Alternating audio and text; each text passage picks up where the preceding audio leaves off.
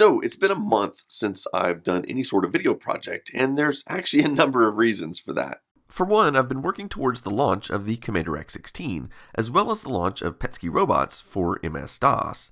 I've also been helping my brother a lot to repair a ton of arcade machines, as he's decided to open his own arcade. There'll be more info on that coming later. I've also been working on an X16 port of Zixit, which was one of my favorite MS-DOS games from the 90s. Oh, and not least of which, during December, I was sick for a week with COVID-19. How fun was that? But also, I just got back from Las Vegas, and that's what I'm going to talk about in this video. Remember when I did that video about adding solar panels to my studio building? Well, EcoFlow wanted to invite me to C.E.S. to have dinner with them and see their booth. I've never actually been to C.E.S. before. Heck, I've never even been to Las Vegas.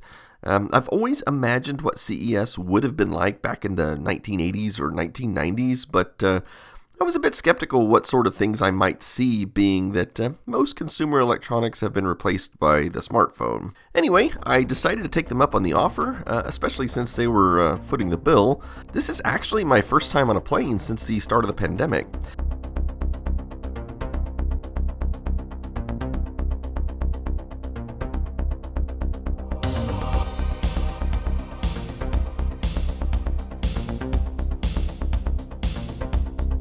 After flying over the middle of nowhere, I did get to briefly see Lake Mead and the Hoover Dam from the plane, despite it being a bit cloudy. And here we are in Las Vegas, and the first thing I noticed that took me by surprise are the mountains. I thought Las Vegas was in the middle of the desert and always imagined it being flat. But the second thing I noticed was all of the gambling machines in the airport. I mean, why even bother going to a casino, right? Anyway, the city looked more or less like I expected from what I had seen in movies and TV shows.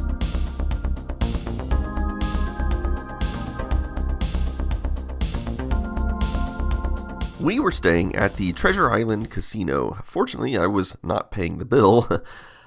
Obviously, the bottom floor was full of gambling machines. Honestly, I just don't find these interesting in the least. I mean, I feel like they're games for people that are bad at math. It's mostly random chance with the odds favoring the house, and there's little to no skill involved. I'd honestly have more fun sitting in front of a toilet and flushing dollar bills down the drain than playing one of those. But at least a casino is honest about what it is, unlike other forms of gambling like crane machines or extended warranties. Anyway, that night we had dinner with the EcoFlow team, and they put all the YouTubers together at this table. Of course, these guys are from channels that cover a very different kind of content from mine. The next day, I went to C.E.S. Strangely enough, I was walking around wearing a badge that said I worked for EcoFlow, which led to some awkward encounters here and there. Anyway, the place was huge. I mean, an order of magnitude bigger than I was expecting. It took 30 minutes just to walk from the entrance to the EcoFlow booth, at which point I met Jenny, their head of marketing, and we talked a bit about my experiences using the Delta Pros in my studio, and she said they'd already made a few changes based on the feedback from my video, which I was surprised to hear. Then various reps showed me some of their new products like a lawnmower and an air conditioner. But after that, I was pretty much free to do whatever I wanted in Vegas. My wife and I spent the next 8 hours or so walking around CES looking at things. I saw the new electric car from Sony. Not quite sure what I think of it just yet. I did see some interesting retro-style gear like these boomboxes with cassette decks and a whole booth of record players, both modern style and vintage style. I kind of liked this one that had the record player, the CD player, and cassette deck all in one. But I also rather like these little mini boomboxes which play CDs and cassettes. Oh, and they even had boomboxes with actual televisions inside. These actually receive over-the-air programming, but couldn't get any signal inside the convention center. Anyway, they sort of remind me of the boomboxes from the 80s and 90s that had a little black and white CRT television built in. I always wanted one of those. And believe it or not, they're still making Walkman-style cassette players.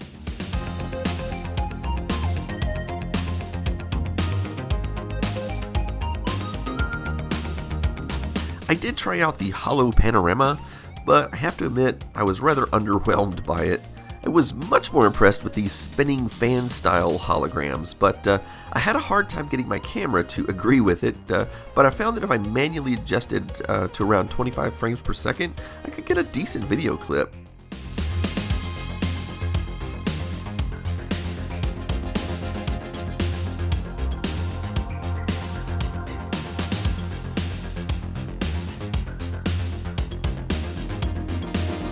think I found Professor X's wheelchair.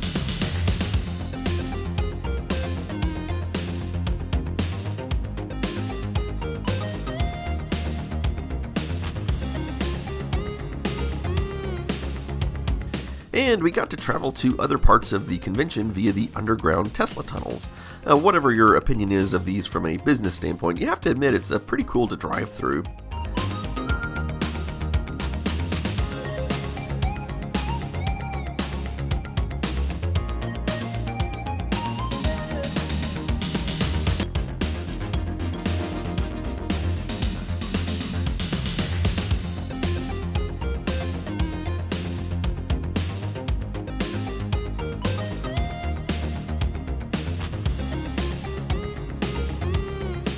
As we were leaving the convention, I ran into Kyle Connor from Out of Spec Motoring, one of the channels I watch in my spare time. He looks a little bit like a younger LGR, but not quite. So, after leaving CES, I figured, since I'm in Vegas, there's something I've always wanted to see.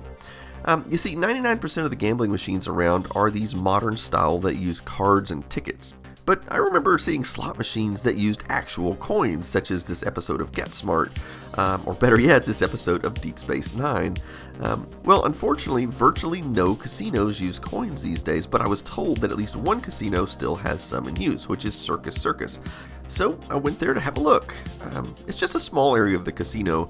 I'm not even sure what time period these are from. I'm guessing the 1980s or 90s, but they do take dollar tokens, and as you can tell by looking at these, they are very well worn and used.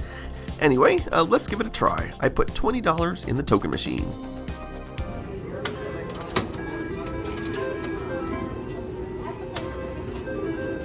It's still a pointless waste of money, but I have to admit, this had far more enjoyment for me than the modern machines. In fact, after the 5th coin, I actually won a small jackpot of 20 coins. Of course, I put them all back in the machine, and as you can imagine, by the time I left, the $20 I started with was completely gone. Later on, we visited a wax museum that was next to our hotel, and even though we have one of these in Dallas, I've never actually been to one. Honestly, they didn't look all that real up close, but it was interesting nevertheless. If nothing else, I was surprised to see how short or tall some of these famous people are, which you don't really notice on TV. And the last place we visited was the Grand Canal Shops, which is an enormous shopping mall which has a canal going through the middle of it. And the part that's really amazing is that the sky is not real. Yep, this whole place is indoors, but it's designed to look like it's outdoors, which is actually really impressive visually. And so that's it for Las Vegas. To be honest, it wasn't all that terribly exciting for me because I'm not particularly into gambling or drinking or strip shows, but CES was kind of interesting at times. But honestly, I felt like a lot of it, probably like 90% of it, was just not that relevant because even though it's called the Consumer Electronics Show, I felt like most of the booths there were not really showing off consumer electronics. They tended to be like subcontractors who were really advertising their services to other manufacturers in the industry. So as a regular consumer walking through there, I just found a lot of it to be not that interesting. And I also think there's such a thing as a convention being too big. We were there for like 8 to 10 hours the first day, and our feet and backs were just killing us after walking around all that time. And I think in order to see all of the convention, you'd have to be there for 3 full days. And that's just not something I wanted to do. So what's coming up next? Well, I have a number of projects coming down the pipeline.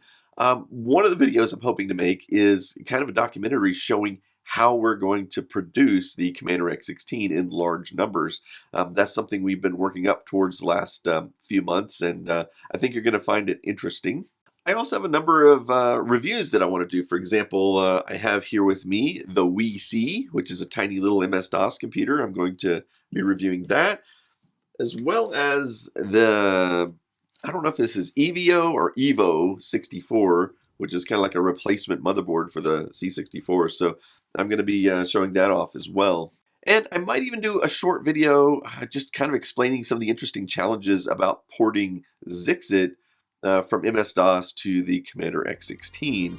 And so hopefully there'll be a little bit of something for everybody in one of the upcoming videos. But that's it for the moment. So as always, thanks for watching.